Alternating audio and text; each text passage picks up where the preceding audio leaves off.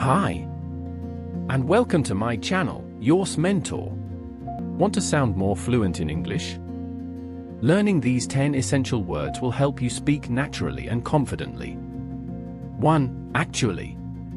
Use actually to emphasize a fact or correct something. Example, I actually like coffee more than tea. 2. Basically. Use basically to simplify or summarize a point. Example, basically, we need to finish this by tomorrow.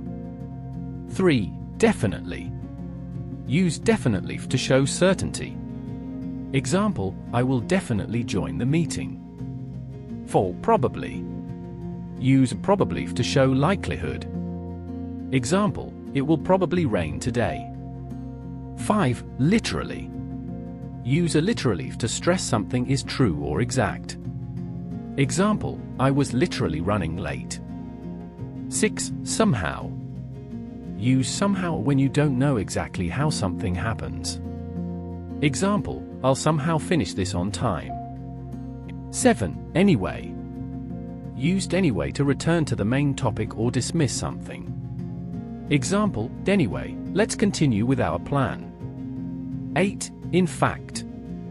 Use in fact to provide evidence or clarification. Example, in fact, I've been there twice.